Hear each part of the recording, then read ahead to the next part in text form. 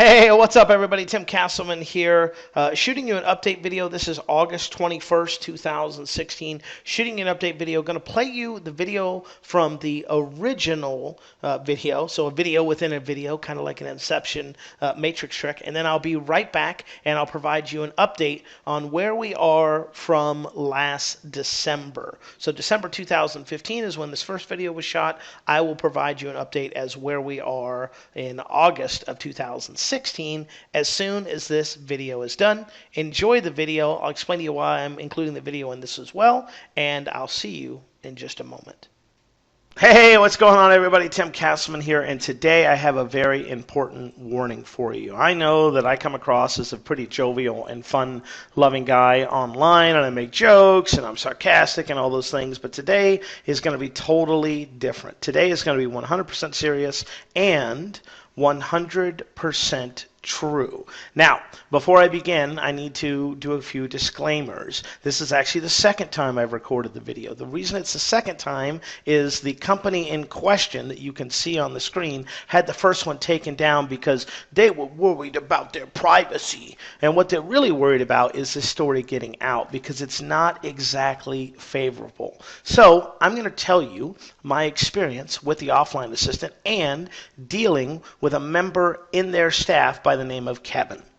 Now, I can't use Kevin's full name because that's what got this video removed the last time, but I can use his first name. And luckily for me, I'm now an expert, as is my lawyer, in the YouTube privacy policy. So, with that being said, let me tell you about this wonderful sarcastic tone experience I had with the offline assistant company and why I'm giving you a real world 100% serious warning not to use this company. And one last disclaimer before I tell you, this is my experience and my experience only. You may have a great experience with them and you may choose to work with Kevin and the offline assistant company after today. If you do, that's 100% on you. If you want to invite this company or anyone within its company to speak at your event, be at your event, be featured on a podcast, that's totally up to you as well. My whole point here is just telling you my experience and why I am personally recommending that you stay away from the offline assistant company. So here's the deal. Back in late January, early February,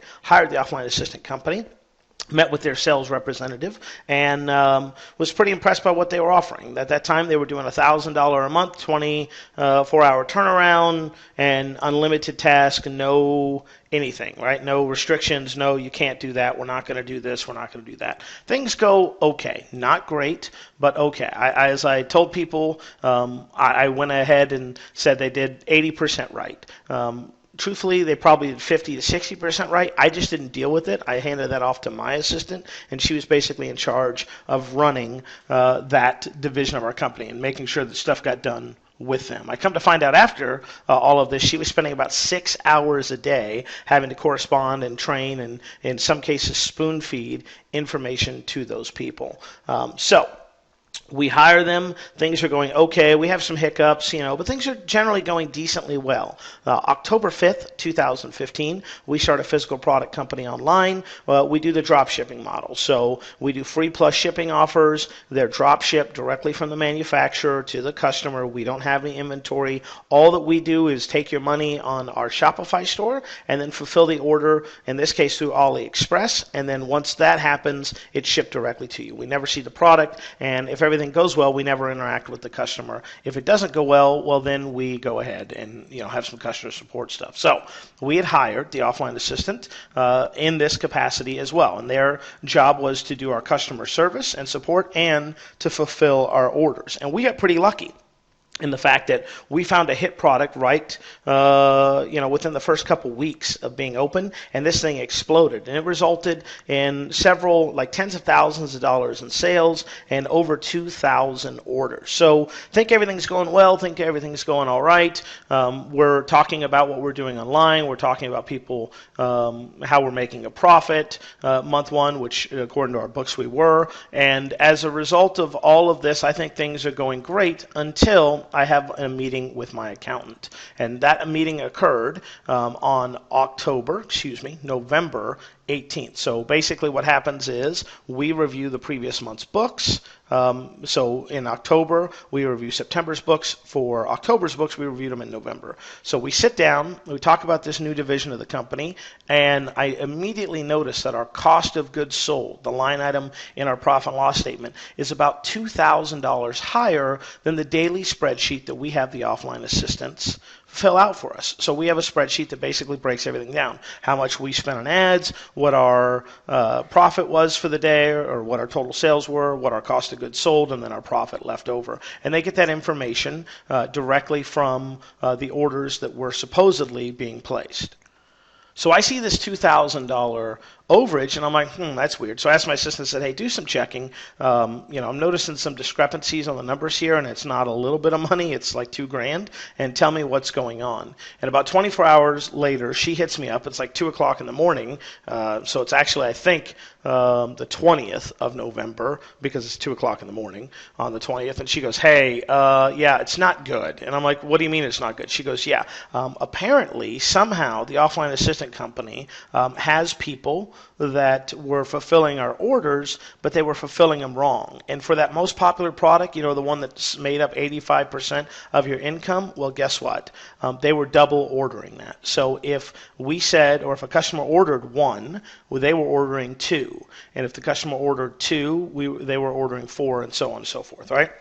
And as a result of that, they basically had been double ordering our most popular product, shipping that to the customer at our expense. So the customer only paid for 1, but we were paying for 2 because we were such a generous company that we thought you should have double. So when that happens, I immediately reach out to Kevin and I say, Kevin, hey, something's wrong here. I'm just letting you know it looks like we're going to have some overages. I'm going to do a full accounting and report, and when I do that, I'll get back to you, but this doesn't look good. In fact, I think my email to him specifically said, like, if this is under $4,000 or $5,000, we'll consider ourselves lucky. So I immediately get to work. We pull all the Shopify orders. We pull the AliExpress orders. I get credit card statements. We get it all just to line everything up. And then I have the offline assistant company pull the last 100 orders so I can spot check those. So I personally review the 100 orders. And out of those 100 orders, would you like to guess the error percentage, family? Would you say 50%? Higher. 60%? Higher. 70%? Higher. Your nuts starting to shrivel a little bit? 80%, Tim? Higher than that. Turns out, in those 100 orders that I spot checked, there was an 85% error rate, which means 85% of the time they got it wrong. So, and this company is not a small company, allegedly, right? It's got 22 employees. They have a project manager that's supposed to review everything. And what had been going on is this. We sent them a training document that said, here's an example. This product says 1 in the store, but you would need to order 2 there. What they did somehow, miraculously on their end, without any coaxing or coaching by us, is this. They went and said, you know what, we're just going to go ahead and double order all of the products, except we're not. We're only going to double order your most popular product, even though in the spreadsheet that we provided them, it said to only order 1. So long story short, we go through it. They should have ordered, just we'll keep it easy math, okay, for all of us. They should have ordered $7,000 worth of goods. Yeah, they ordered $14,000. So we're talking an overage of $7,000. Really, again, to keep it simple, it's closer to $8,000. So we're $8,000 in the hole that I've had to pay out on products that they have mistakenly shipped for no reason at all. So I reach out, I relay my findings to the company, and I say, hey, Kevin, here's the deal. This is what's going on. Basically, you guys spent 14.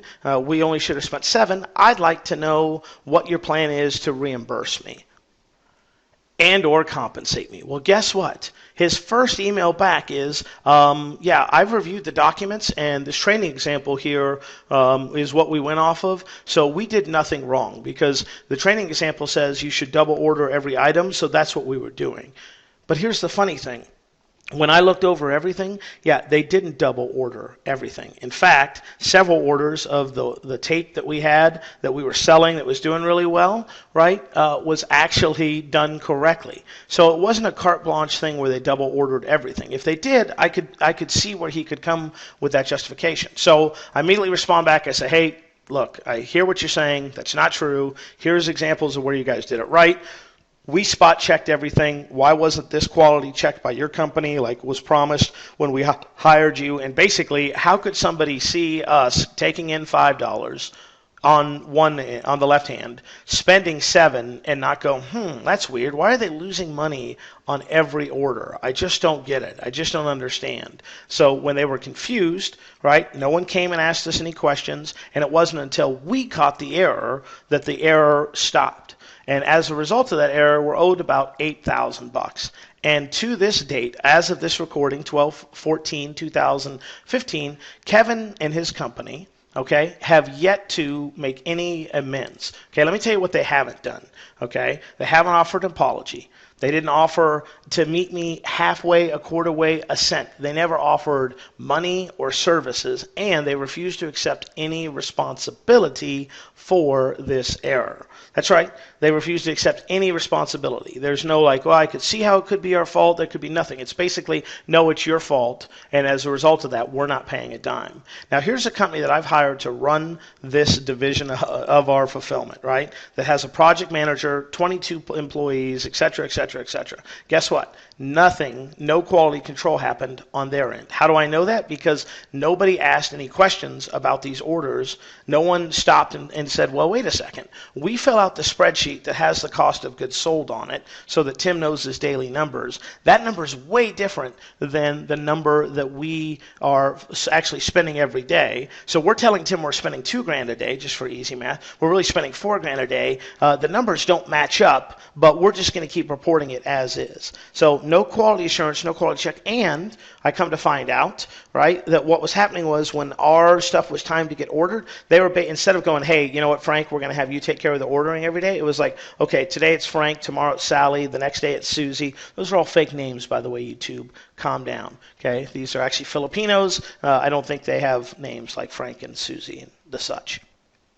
And the craziest part is this, right? Like, I went out of my way to help Kevin with this business. I mentored him at a marketing event that we were both a part of. In addition to that marketing event that I mentored him, I actually introduced him to some of my friends and some of my associates, and I did a webinar to help promote him and his business. Yet, when this comes down, when this happens, he doesn't apologize, he doesn't accept responsibility, he doesn't even offer me a free koozie, for the love of God. So, I tell him, I'm like, hey, listen, I need to be paid for this, and I need to know if you're going to pay me. And he doesn't respond. It isn't until I give him the first deadline. I say, hey, I need to know whether you're going to pay me by November 30th or not. He waits till the last minute on November 30th, sends me a thing basically saying, I consider this matter closed, which is funny because I thought I was the guy who paid the bills for you. So I'll consider it closed when it's closed because, you know, I'm the customer.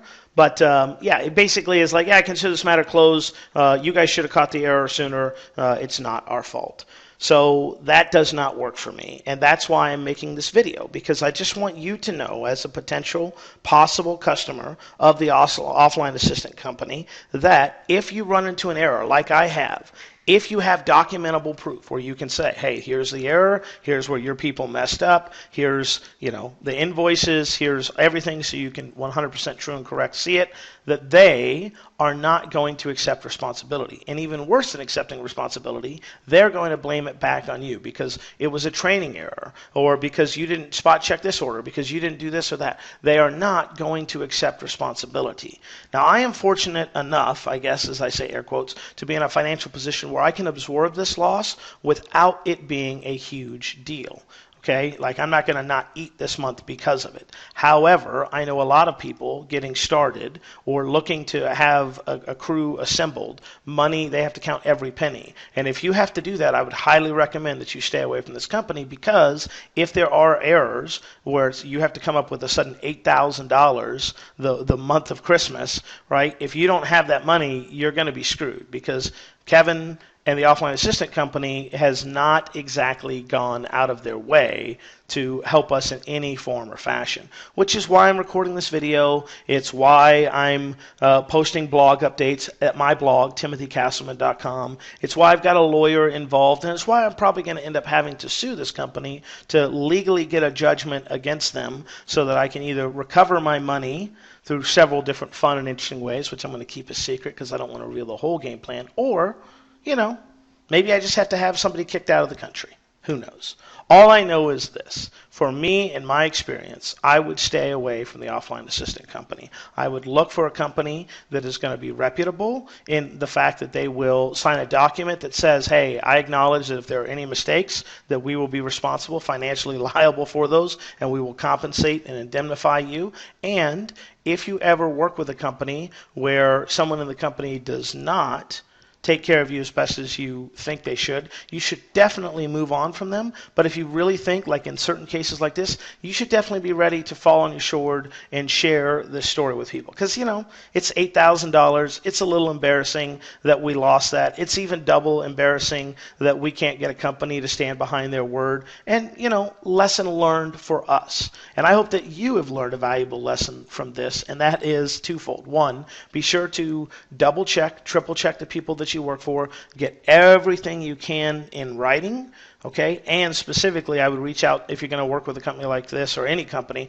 and say, hey, if you make errors, you're responsible. If they refuse to do that, then don't sign up with them at all. And the second thing is this: when you feel like you have been legitimately wronged, when you feel like you're not getting the response that you want or that you deserve based upon the actions that have happened to you, you need to be willing to go all out. Trust me, I have better things to do than to do lawsuits, okay, to do blog posts, to do videos, to do this and do that. But here's what I don't have better things to do, and that is to be taken advantage of or treated unfairly by companies that I've done business with. So that's what I want to share with you. If you decide to do business with this company after today, that's 100% your choice.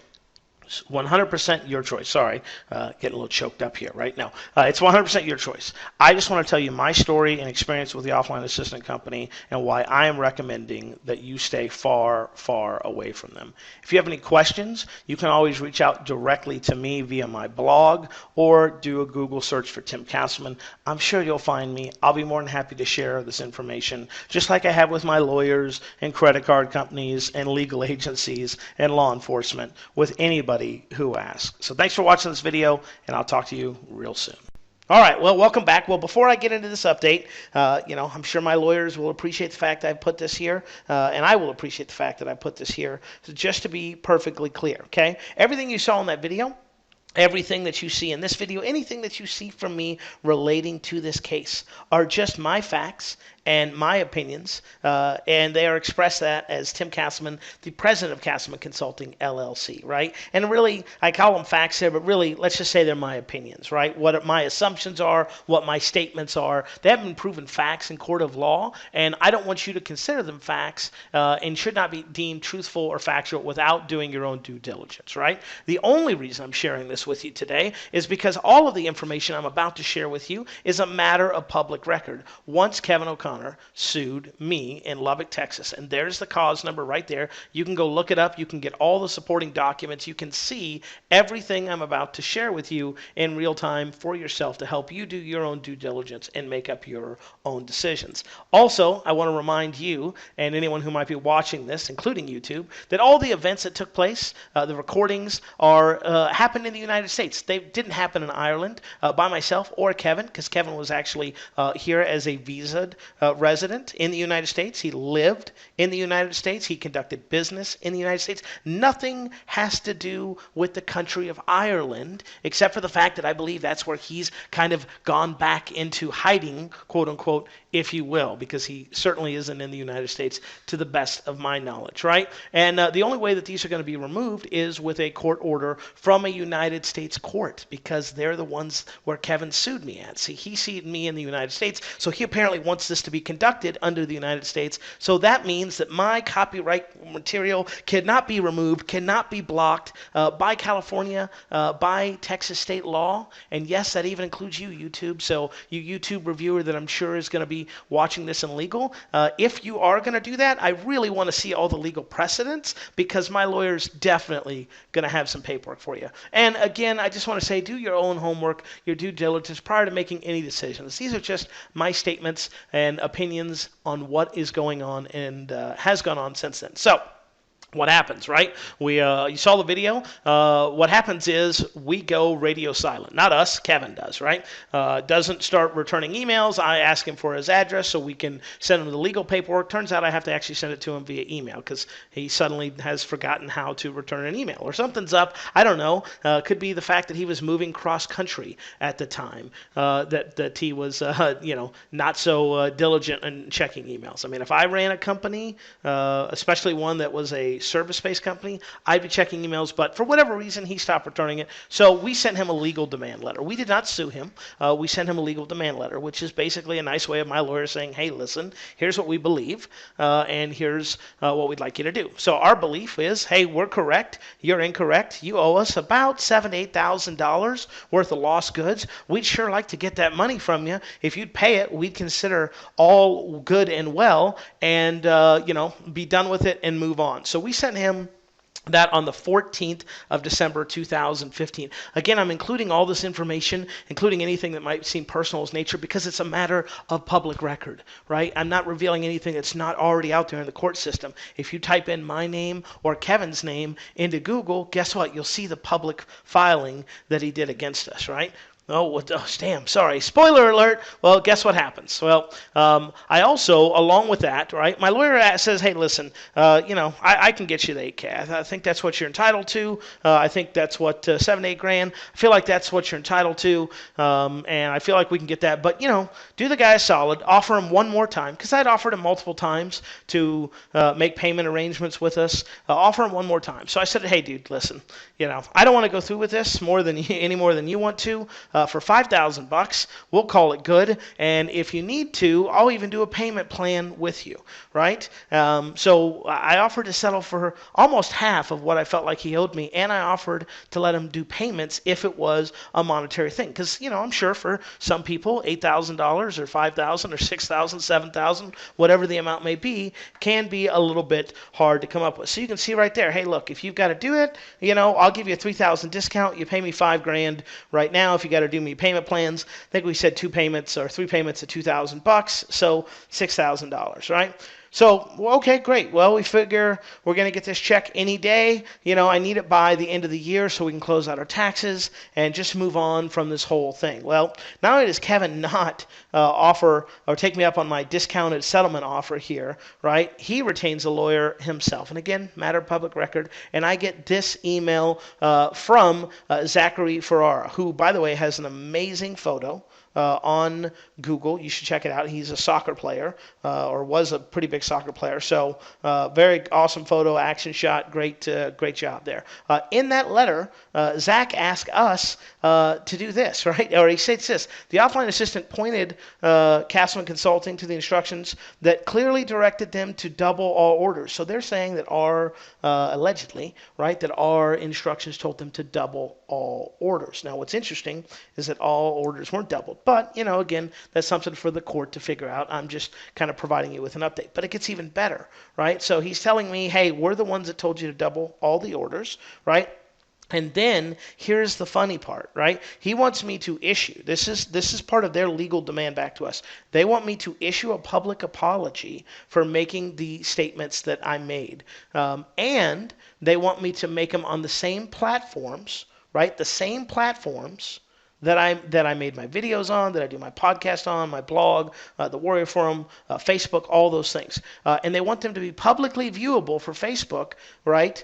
And each apology must be satisfactory to Kevin, right? He's got to be okay with it, and it's got to be publicly viewable for 1 year. It cannot be taken down or altered prior to the expiration of the 1 year period. Oh, and by the way, if I could just scratch them off a check for $315,000. $315,000. So, ladies and gentlemen, I made the Facebook post was sometime early December. So in less than 30 days, right, they want $315,000 from me. And again, you can go get all the documents. You can see it yourself. What I think is interesting about this is that Kevin had my Facebook post removed within 24 hours, but he wants me to draft up a post, get his approval and blessing on it, and then leave it there for a year. So he's okay if he gets to control the conversation in the situation. But apparently when I express my side of the situation, that has to be removed immediately. But when it's his side of the situation and he approves it, it can be up for a year. Well, as you can imagine, my lawyer and I were like, not interested, right? So we forget all about it. Why did we forget all about it? Well, candidly, right, I was going to spend $5,000 to get a lawyer to get an $8,000 settlement from Kevin that probably, based on the fact that he hadn't even offered up a dollar yet, he may not have had the money, he may not have had the financial ability to pay me, right? And it was just a big, giant pain in the butt. So I said, you know what? We're just going to table this. We're going to shelf it. I'm not going to worry about it. I'll give it a year. If in a year I want to still sue him, I'll do that. Well, unfortunately for Kevin and for me, ultimately, he had other plans. So just a quick recap before I show this next slide, even though I already showed it before. So I asked Kevin to pay me $8,000, right, with the threat of a lawsuit. He comes back and says, not only am I not going to pay you the $8,000, right, I want you to remove all the posts that you made. Then I want you to write up an apology, right? I want you to violate what I would consider violate my First Amendment rights of freedom of speech. He wants to dictate what it is I can say, where I say it, and for how long it is. And then he wants $315,000. $315,000 less than 30 days after I make my first public post about this on Facebook, which, by the way, gone in 24 hours. Why? Kevin had it removed. Interesting. So, again, that's where we are. I think, okay, whatever. Bygones be bygones. I lost the money. I'm not happy about it, but he's not happy about it. We're both unhappy, whatever. Well, turns out that Kevin was so unhappy that he decided to sue me. That's right, ladies and gentlemen. He decided to sue me in Lubbock, Texas. So he didn't sue me in Ireland, where he is apparently over there doing whatever he does in Ireland, celebrating Conor McGregor's latest win. I have no idea, right? Whatever the Irish people do, I'm sure with the exception of one or two people, you guys are great and amazing people. He sues me. So he sues me, and this, I can't even remember. This says 3/7/2016. I think the date's there. Yeah, March. So we wait 3 months. He gets another lawyer, by the way. I don't know what happened to Soccer Guy. Soccer Guy disappears, right? And this guy shows up, right? And it's interesting to me because now, in March, they want up to $1 million.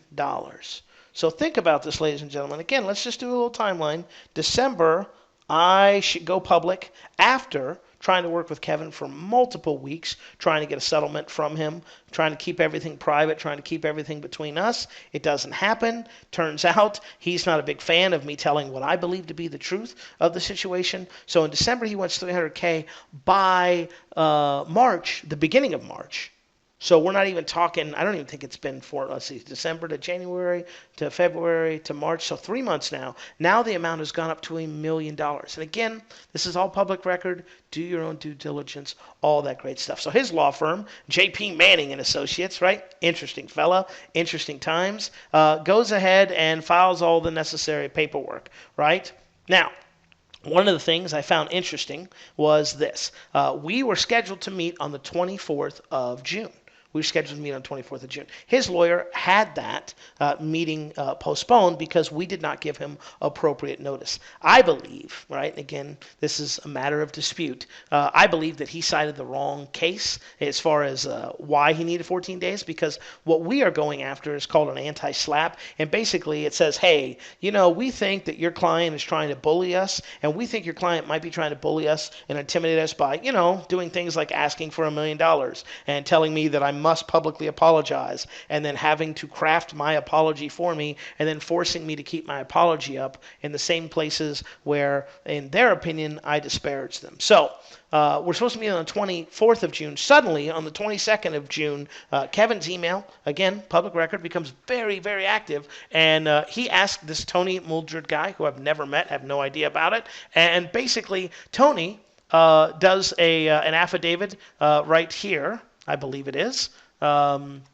Actually, you know what? Hold on one second. Let me fix this.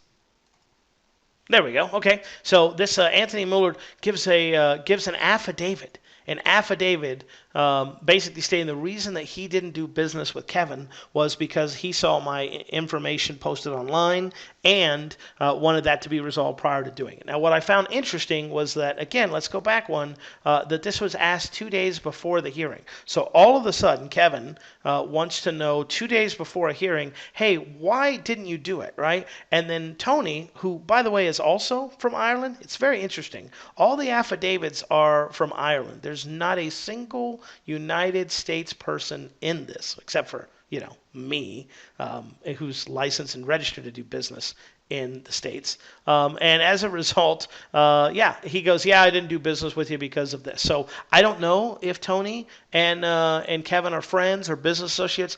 I just think, to me, and again, this is just my opinion as Castleman Consulting President, right, LLC, all the good stuff, hug a lawyer today. It's interesting that the one affidavit is from a person in Ireland. Out of everybody that he apparently has lost $1 million of business, the only one willing to go on record is somebody in Ireland. It's just very, very convenient, coincidental. I don't know what the word is because I'm not a wordsmith, right? But and then on the 24th of June, Kevin gives this affidavit. Now, this is pretty interesting affidavit. I highly recommend you go check this out. Again, Kevin reiterates that the instructions expressly directed the offline assistant to double all orders. I believe that to be false because, we tell them, hey, order one here. We have a spreadsheet, right? And the spreadsheet said one all day long. So 1 equals 1 to me. But again, that's something for a court to decide. And Kevin is saying that now, since December, that his sales have dropped off by 61%. 61%, right? And no time during the past 4.5 years had that happen. Now, I am not a Houdini here. So I'm not putting on my Houdini hat here. But think about this for just a second. Kevin, who's at the time a visa resident of the United States, so he's not in Ireland. He lives in the United States when all this goes on, when I hire him, when we have all these issues. How do I know that? Because he actually came to hang out with me in Lubbock on his way to moving to Florida. Oh, did I mention that? I'm sorry, I forgot. Yeah, Kevin moved from the West Coast to the East Coast, right? I'm sure moving, like shutting down your entire base of operations and moving them from one coast to the other, I'm sure that has nothing that would have zero impact on a business, right? And it's also December. Now, I don't know about you, but in December, I'm usually thinking about buying presents. I'm not really thinking about buying business, especially when the new year comes, and that's typically when I do my business. So I don't know. I mean, to me, it would seem that if someone had moved 3 times within the last year, one from Ireland to the U.S., to the West Coast, then to the East Coast, then back to Ireland, that maybe, just maybe, if you do direct sales, like he appears to with webinars and then phone closing, it probably gets disrupted by your own movement. And the timing of the year might do that, right? I certainly don't think it's the 27 views or however many views the original video had prior to his lawyer getting it and constantly replaying it over and over to transcribe it, right? And I certainly would never state publicly, for the record, that 22 employees might be clicking on it. None of that, I'm sure, happened. I just think it's a little interesting that we're claiming a 61% decrease in business over the holidays while you move coast to coast, and you attribute that to me. That's interesting. So guess what happens? We file this anti-SLAPP lawsuit. We ask them to do it, right? His lawyer says, not only do I want you to pay the $1 million, but I want you to pay me.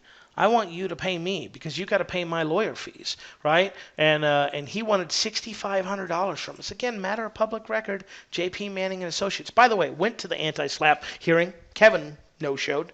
I mean, Again, not a Houdini here, but I'm thinking, man, you're suing me for $1 million. Surely that flight from Ireland got to be worth it, right? Suing me. And I understand that, you don't have to be there legally, but it's kind of like, man, you can't even show up to your own lawsuit hearing.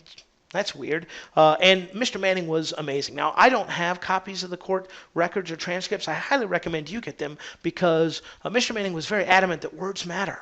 Very adamant, words matter. He was so adamant, he told the court at least 3 times that I can verbally and visually remember how in the olden days, when someone lied, that was grounds for being able to murder that person and get off. He talked about tombstone and all those things, and how in the Old West, when somebody said you were a liar or you stole from me and the other person didn't and they shot him, the judge would let him go. Folks, I kid you not. I can't make this up. It's in there.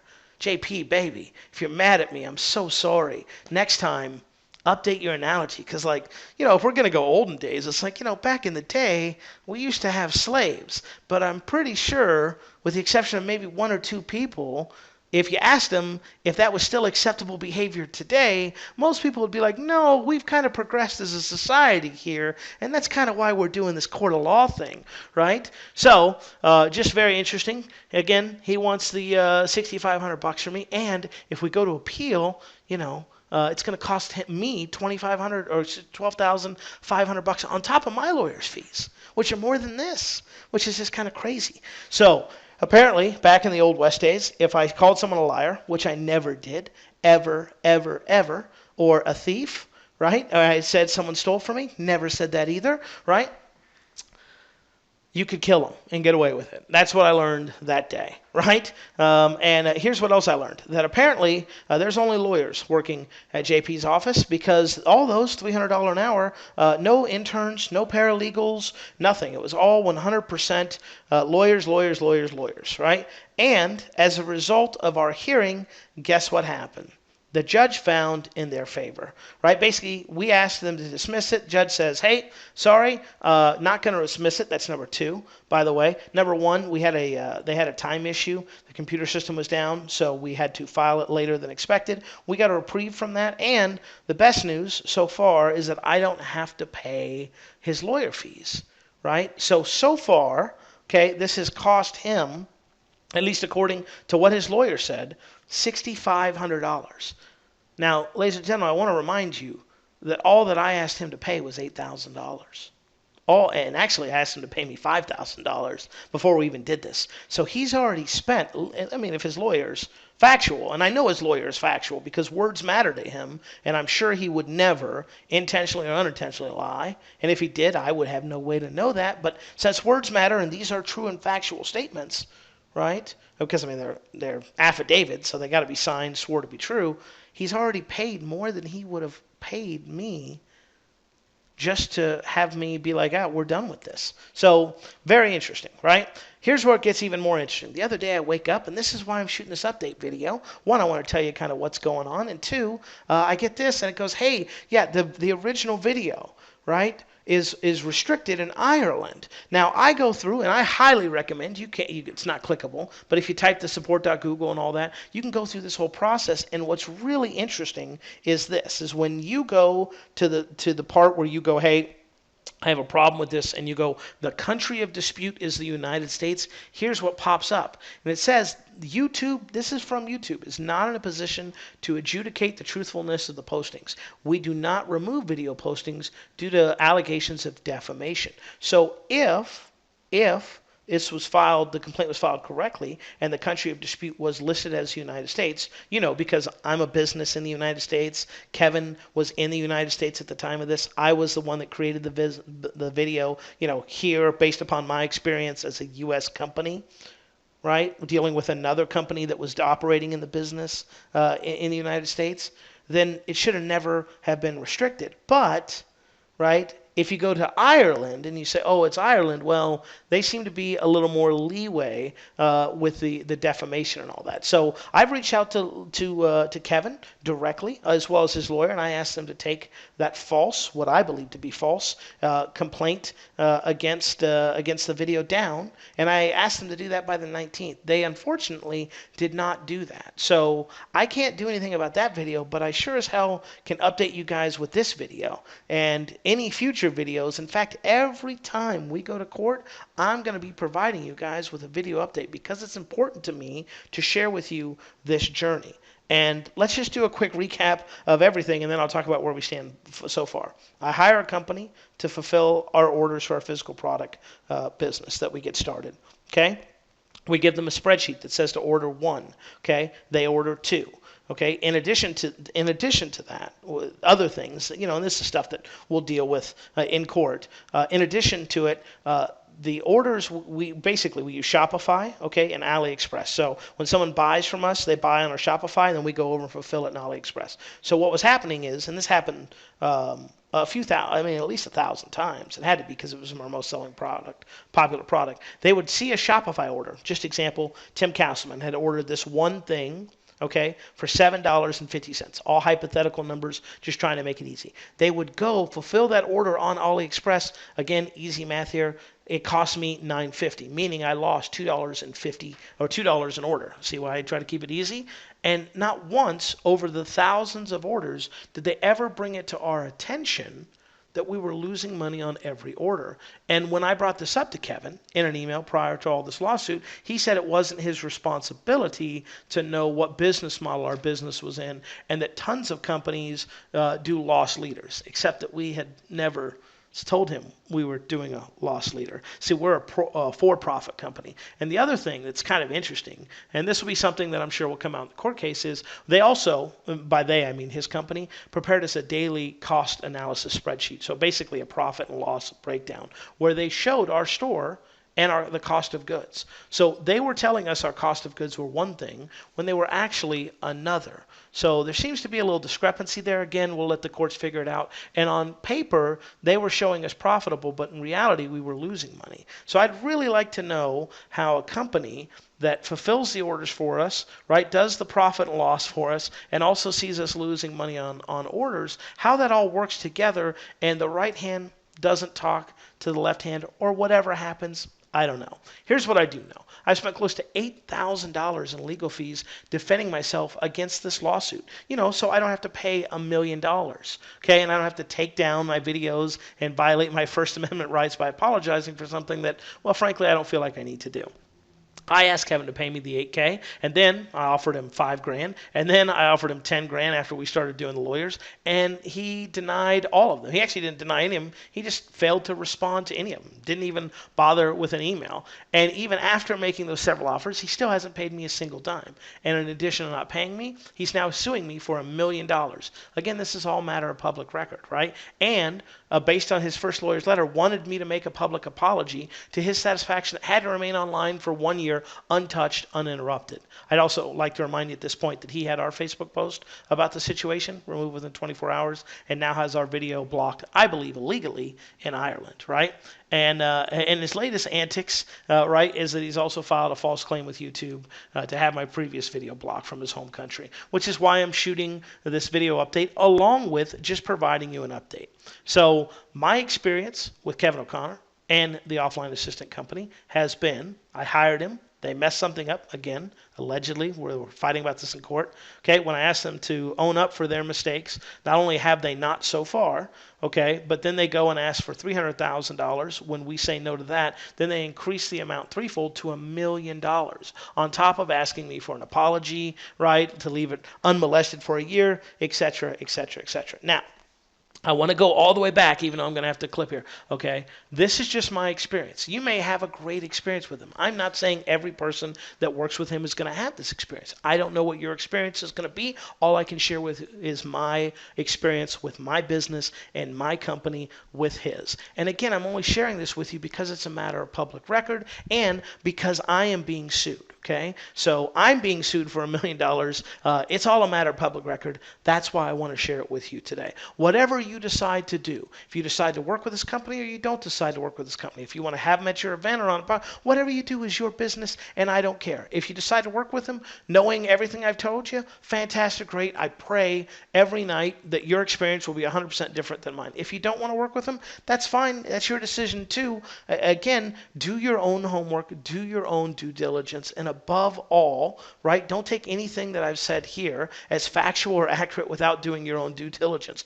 Go on on the Lubbock County Courthouse, right? Type in the cause number, get anything that you need from them, and feel free to do your own due diligence, your own research prior to making any decisions on your own, because at the end of the day, all decisions that you make are your own and should not be reflective of my opinion or anything like that, right? It's just basically, this is what happened to me. I'm sharing with it so that maybe you can make an informed decision if you want to work with this company or not. Either way, whether you do, you don't, I don't care. That's up to you. This is just me, my experience. So this video has gone on way too long. I apologize for it being so long, and I hope that this has been insightful for those of you guys who are in a position for it to be, or want to know what's going on with it. Again, every time that we have an update, we'll let you know. And that does include, by the way, if this video gets taken down or restricted in Ireland again from another false claim, we'll shoot another update on that, and we'll just keep keeping you guys updated on what's going on. So thanks for your time and attention. Again, please do your own due diligence, your own homework, and thanks so much for watching. Talk to you soon. Hey, what's up, everybody? Another update for you. So Kevin, I'm just going to assume it's Kevin because he's the only person I know in Ireland that would have a reason to have this done, has had this video blocked again. So he's had the 821 update blocked again in Ireland. So I've decided that I've asked them to remove it themselves. They don't seem to be able to comply with that. So I've reached out to my legal team. They're going to be working in the background with YouTube so that YouTube can explain why they keep blocking something that's clearly not supposed to happen with their written policy. So until then, as I promised, this is an updated video. And this is the 31st, so it's been 10 days. I assume this video will probably go down, so I'd just like to let Kevin know that the video will come back up again and again and again, and that if you didn't want me to tell people about my experience and story with you, that maybe, just maybe, you should have taken care of my complaint when I was a customer of yours. It sucks that I have to keep doing this and wasting my time providing these updates, but I just want to let you know these are the lengths that he is going, right, allegedly, again, with all the previous disclaimers intact, to try and keep me from sharing my message with the entire world. And when he couldn't get it pulled down from YouTube in the United States, again, I believe, which we'll fully fight out in court, that he did this so that that he had to lie to them and say, hey, some part of this took place in Ireland, which it didn't. So anytime these videos get blocked and taken down, immediately I'll be shooting an update explaining it to you. And as an added benefit, just so I can really help share the message, since YouTube has decided to take these down, now we're going to go to other video platforms as well. And I hate to do that, but I really believe that people need to know about my experience with this company and all the attempts that they're doing to try and keep me silent to share my personal experience with it. So until we have our date in court, I will be uploading this video again, and I'll be uploading it to other video sharing sites as well.